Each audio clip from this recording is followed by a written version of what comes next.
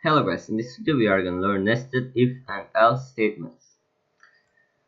So up until now we have been using only one if statement and an else statement after it, but in this video we are going to use if inside an if statement. So let's start. Let's say we have an if, curly brackets. Let's say this is true, and then let's have another if, and if for the second if statement, let's create a variable is more than 5 dot log. So I forgot to hit inspect in here. Okay, now let's say console.log, I don't know, true. Let's open an else statement in here. Let's put console.log 2. This will be 1. And we have else statement in here.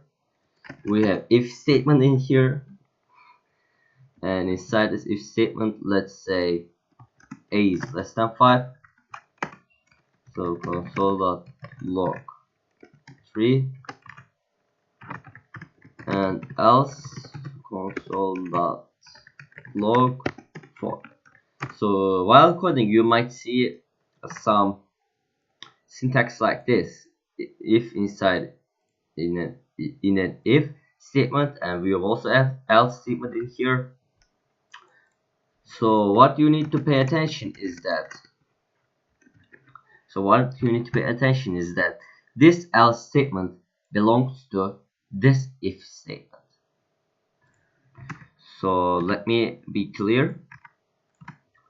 If this if statement is true, we are gonna enter this if statement, right? Inside this if statement, we have another if statement in here. So our code then interpret this if statement, and if it is true, we are then gonna print this console.log, this string 1. We are not gonna enter this else statement, and if this condition is false, we are gonna enter this else statement. We are not gonna enter this if statement. After we enter this else statement or if statement, it doesn't matter, we are just gonna continue our code from here. So if this condition is true, that means we have no business with this else statement. So that's the important thing to know. If this statement is true, the one that is in the outer domain, then this else statement will be invalid. What I mean is we are not going to do anything with this else statement. If this is false, this first if statement returns false, then we have no business with this if statement. We are going to enter this else statement, and we are going to check whether this is true. If it is true, we are going to print this and leave. If this is false, this statement is false, then we are going to enter the else statement. So pay attention that this else statement belongs to this if statement. So one more thing, we can also practice global and local variable scope, which we have learned in our previous videos. So as you know, we can access this a from here, right? Console.log a. So we can access this a from here, or we can also access that a from here. We can access that a from here or here. Why? Because this a was declared in this outer shell, outer domain. So inside these curly brackets, we can access that a,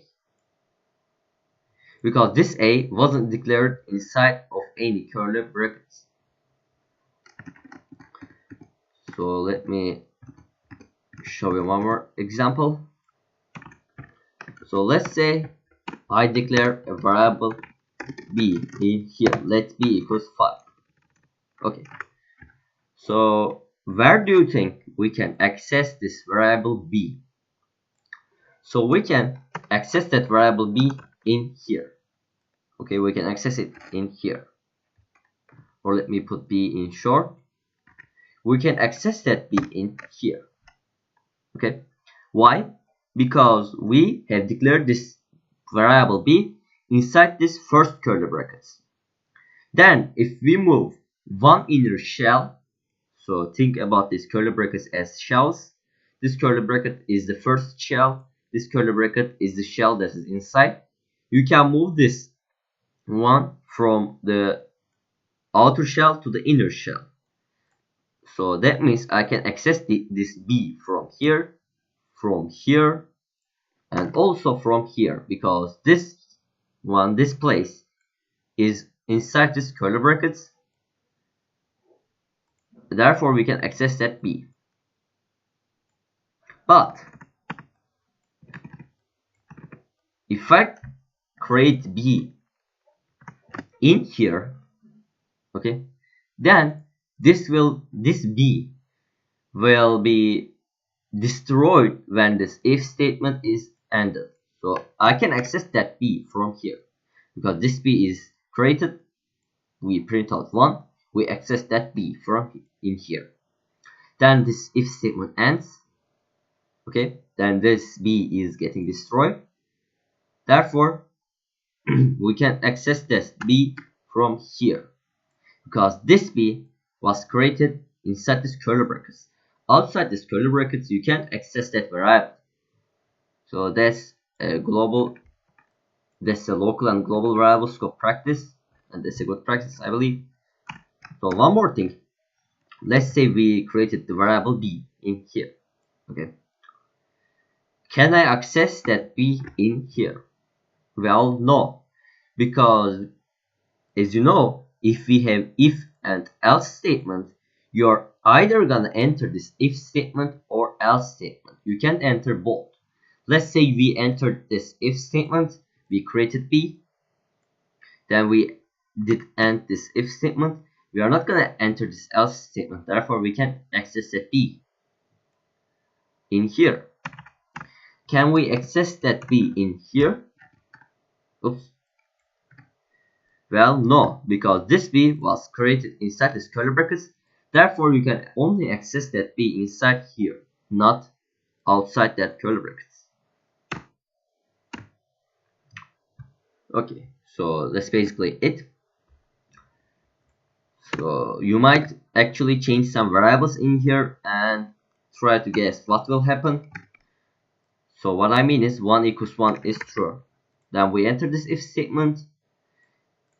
A is more than 5 is true. We enter this if statement, we print out 1. Okay, no problem. But you can just change variables. Like you can change this to 2 and see what will happen. We print out 4. Why?